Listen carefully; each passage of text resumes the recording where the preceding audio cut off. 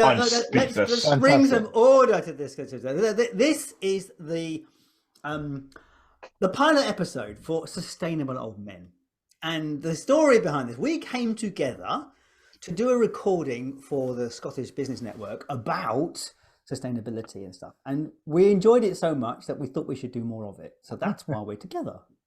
But I guess we ought to have an objective to this. So what do you think we're doing here? Why are we doing this? Go on, Gav. Go for it. No. I'm struggling. I'll have a go.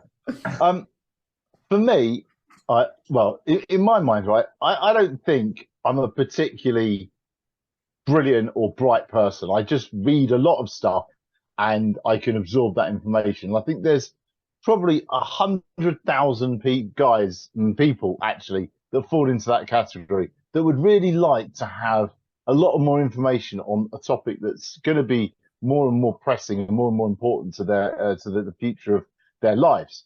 So if we can have a round discussion, make it a little bit more fun and interactive, take the mickey out of some topics, just dive into it and actually really cut the grade as far as what's rational, what's irrational, what's absolute BS, right? And give them some ammunition so it can fuel the conversation for their conversations with their friends and family. Then they can look like the smartest person in the room, which is really how that conversation needs to be led. You give the power to people who have the conversations. And for me, I think this is a perfect opportunity for three, reasonably well knowledgeable people in this sphere, just to have some open conversations about things that are really going to matter. I agree, and I think that adding to that, we'll touch on subjects that are basically everyday subjects. We've already said that we will talk about football at some stage, and I'm looking forward to that one. Travel, transport, things that matter to everyday people, and not over intellectualizing them in any shape or form. I don't think we could. Shall I leave now? No, we couldn't over intellectualize them. So all right, I think what we should probably do, we probably should tell people who we are. So my name is Paul Harvey, it says so on the screen. I run a podcast called Life, Passion and Business. I'm an ex-digital marketer, although I still do some marketing in the sustainability world.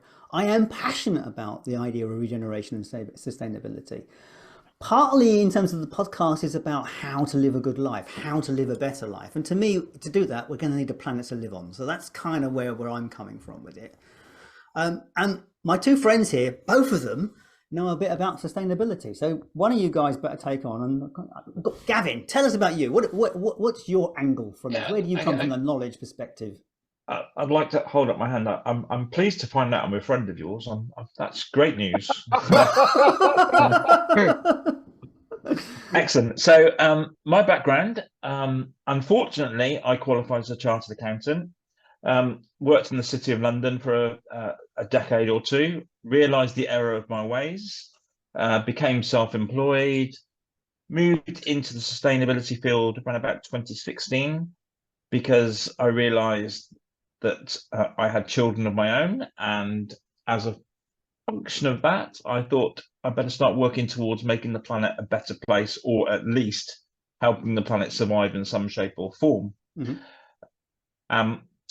However, my background is nowhere near as interesting as the third member of the team. Oh, Howard. God, that makes me feel terrible. Oh, no. Howard. So I'm Howard Gunstock. You've set me up there like a kid. Wow, love it. So I'm Howard Gunstock. I'm a former learning and development strategist, consultant, work at a number of big organizations dealing with organizational change. And I got into sustainability when for a number of reasons, but one of the real reasons that I got into it was because when Greta stood up at the World Economic Forum and said, "You're stealing our futures. Do you know what you've done to our planet?" I suddenly had a little bit of a light bulb moment and looked into myself and thought, you know what? Maybe I haven't always put my planet first, which was definitely true. And I think at that stage, I wanted to have an idea on what sustainable solutions there were, because I felt that my skill set of being able to communicate and sort of support people and educate and bring people on a journey, which pretty much what I would do in any of my corporate roles, was a key transferable skill, because there are a lot of people that really didn't understand what was going on.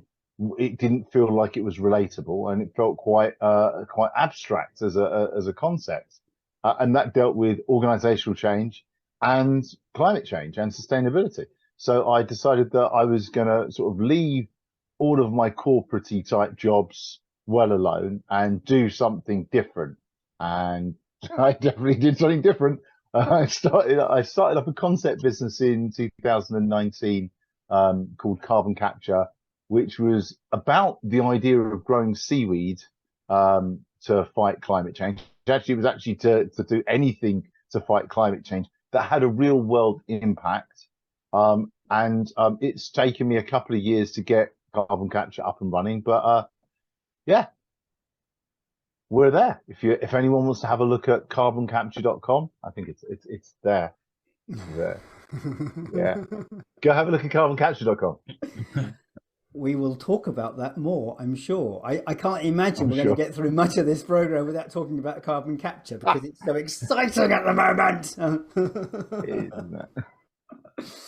Cool. But it is interesting that, you know, I meet a lot of people on LinkedIn and in the business role I have, and it is surprising, and amongst my friends, it's surprising how many people kind of go, yeah, I know climate change is a problem, but I can't deal with it. I'm just going to carry on with life normally, because I haven't got the headspace for it. And that really worries me that goes on. And then what I'm also noticing, particularly over the last few weeks, is that the industries that stand to lose the most are absolutely ramping up their PR campaigns to muddy the waters. I saw a post this week about from someone anti-EV stuff that we're going to have to reinforce all the car parks because EV cars are so heavy. And it's like, really? And you're like, it's like, and it's that kind of stuff which plants a seed in people's minds that kind of go, oh, we shouldn't be changing, we shouldn't be doing stuff. And I think that's what I'm about here. We need to kind of have those conversations, and that's what I would like that we will do, is we will pick up some of these things and call it out. Well, yeah, call it out. The electronic vehicle industry isn't here to save the planet; it's here to save the motor vehicle industry. Ta-da! Yeah. Yes, I remember that quote from a few weeks ago. So a point that I'd like to make, Paul, is touching on what you said about the gentleman that I'm assuming it's a male, that was basically saying can't handle it, haven't got the brain space. Having said that, we won't over intellectualize this. I think it's worth pointing out that support for climate change and sustainability is not 100%. There's always going to be at least 20% of the population that either doesn't believe it or doesn't think it's that important and doesn't think it's going to be as bad as everyone else is making it out to be. Yeah. So we are facing a situation where 80% of the people, give or take, are on side, and there's still a challenge with that 20%. And it's quite likely that 20% will never change their minds. Okay, so here's my challenge to you, right? And I think actually it occurred to me the other day as something that's really relatable, right? Do you think the same? So it's a loaded question, by the way. Do you think it's the same type of behavioural attitude because of the petrochemical industry that we're facing issues with climate change deniers? That is the same type of narrative and conversation that occurred with the tobacco industry 30 or 40 years ago? I think it's the tobacco model which is being exported right across the board. So the tobacco industry, for the benefit of our listeners, spent years and years and years diverting attention away from tobacco causes cancer, and yet they're still growing their business out in Asia. Their growth is growing hugely in Asia. So somehow that message and narrative has still not got through there. But in the West, certainly everyone knows that cigarettes cause cancer, and it's written on the packet, in case you didn't know. Yeah. And one of the reasons may not work over in Asia is because not everyone has that level of literacy. So yes, there is that. And but they do have the pictures. So yeah, to emphasize your point, Howard, the concept that everyone is probably familiar with now about a carbon footprint. The carbon footprint idea was formed by BP originally. Yeah. And equally, there's documents now to show that Exxon knew about the climate change potential in the 70s or 80s. I can't remember which decade it was. I think they've known about this. Yeah, they've known about this for such a long time. So before probably the general population. Yeah. So this boils down to an element of ego is the enemy, right? So I'm a massive feminist in everything that I do, and I know there's 3 men on this call, but generally, you know, I'm a massive feminist. I don't think half the issues with climate change would be a thing if there were more. If during the 60s and 70s there were more women in power having decisions with men, because what's actually happened is a person in a position of power has made a decision. And rather than actually openly admit that they might actually be wrong, that someone else has a viewpoint and their decision wasn't correct, they've just doubled down. They've just kept reinforcing it. And they've clubbed up with their mates and said, look, you want to stay in your position of power? Let's double down again. Let's double down again. And that's the reason the predicament we're in is the predicament we're in. Now, there's no point in pointing fingers on the actual whom, but there is a lot to be said about the how and how we get out of it. And part of that is having open conversation and being brave to have the conversations about actually, was it a bad decision to do X? How do we deliver Y? And how do we make it more sustainable? And that's why we're here. So, Paul, what are we going to talk about first? Well, this is our pilot episode, so we're just going to explore this process, or how we're going to move forward with it. I think we'll do in our future episodes. We will actually pick a topic and explore it in more detail. I think it is interesting. Do you guys think there would be I mean, all right. From my experience, I notice most denial comes from the male perspective. Would you say that, or have you seen many female deniers? I think if you get a chance, there's a fascinating program on the BBC iPlayer, which is called "The People versus Climate Change," and it's such a good series. It is a great series. It's over 3 or 4 episodes. I think it's 3 in retrospect. Everyone, I was going to say everyone. There are some climate deniers there, and again, they're male and they're old. And his position, unfortunately, he died during the series, which is a bit upsetting. His position was, he's too old now, doesn't care. It's not going to affect him.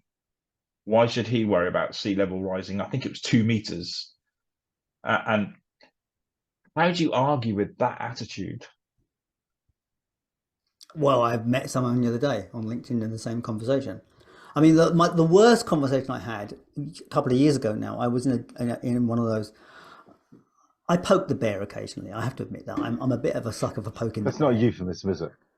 That's not a euphemism. No, it's not a euphemism. I poke the bear, and I find people with this shitty point of view, and I kind of try to explore their shitty point of view. Anyway, I backed this guy into a corner, and he was a very famous marketing guy in Canada who had a big following, and I backed him into a corner over this thing, and he was being particularly a thing. And eventually I got down to the point was he said, I will defend my right to burn carbon with a gun if necessary.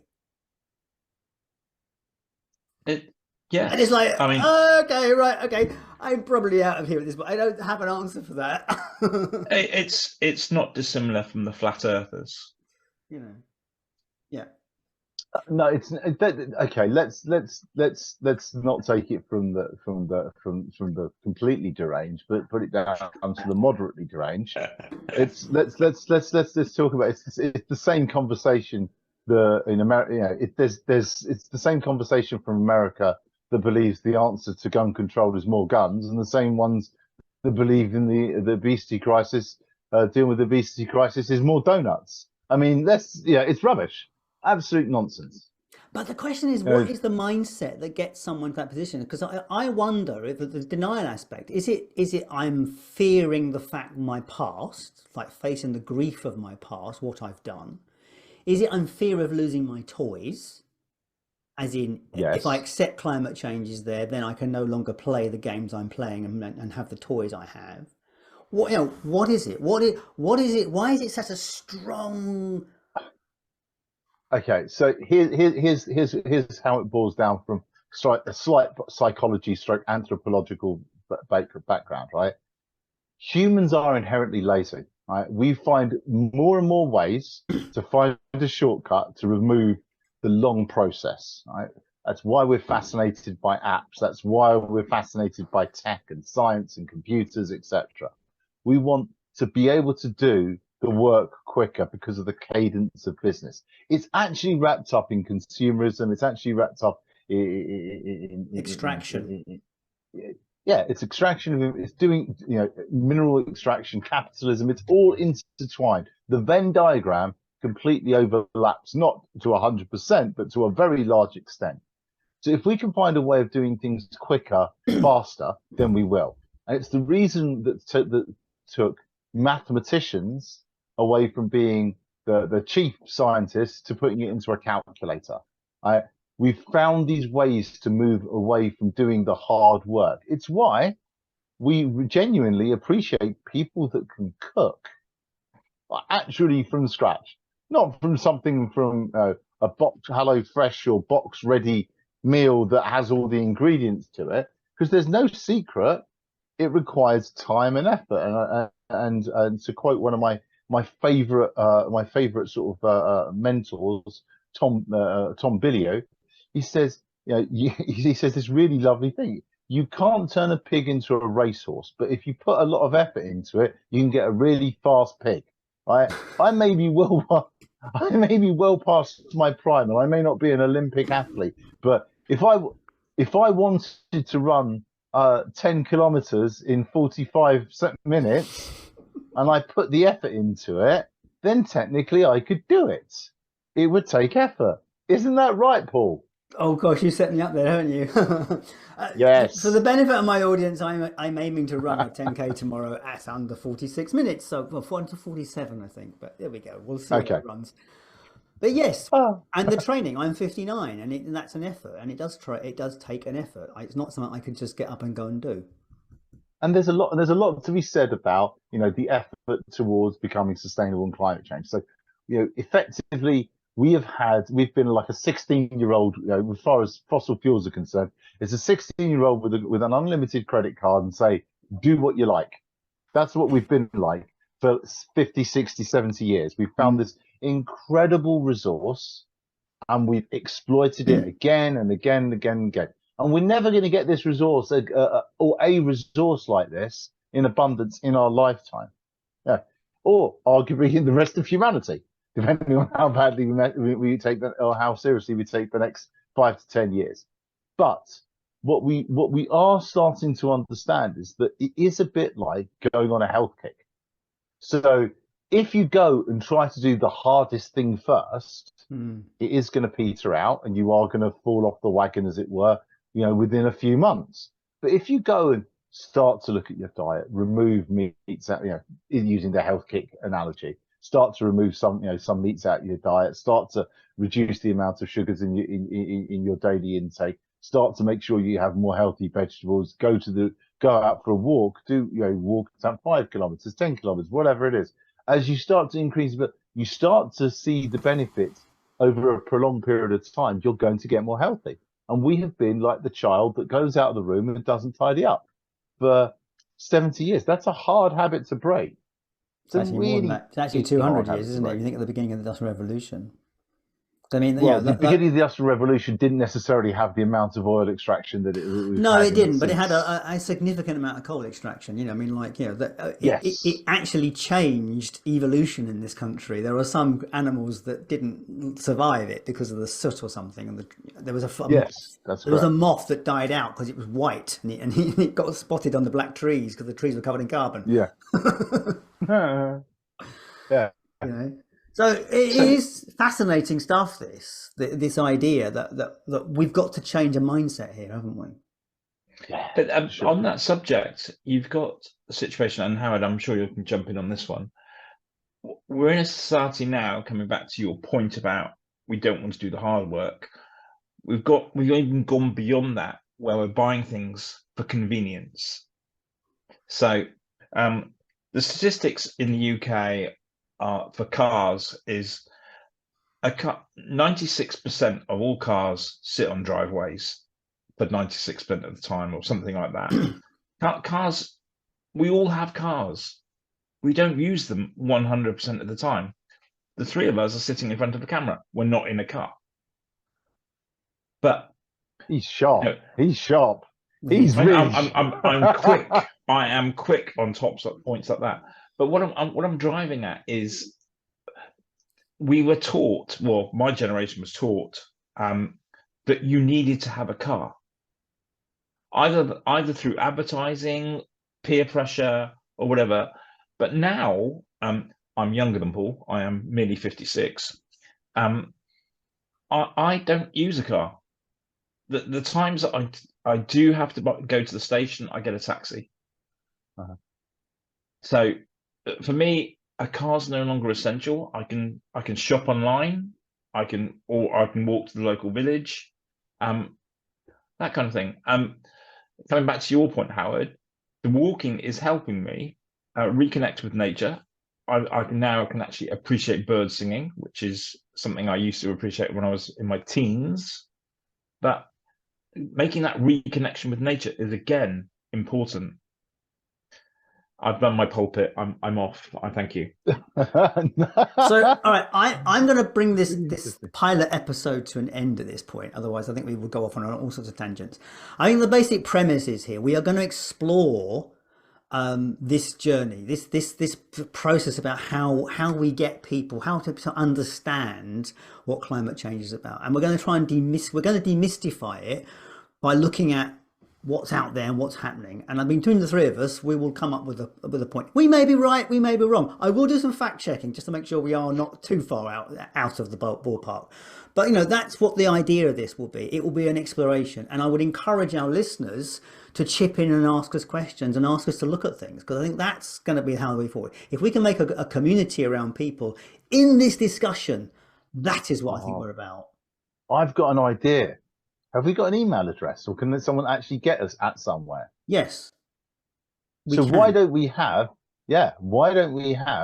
a list? Like, you people can ask us questions, and then we can have a debate on the topic. Well, we'll do it with a link. I think we'll do it with a LinkedIn page to start with and see what happens from there. Okay, yeah, see what happens. But we can answer listeners' questions as well as our own topics. We can mix it all up. We can be crazy. We could. This is a great opportunity. Anyway, thanks, guys. This has been a fantastic pilot episode. Looking forward to the next one. See you soon. See ya. Bye.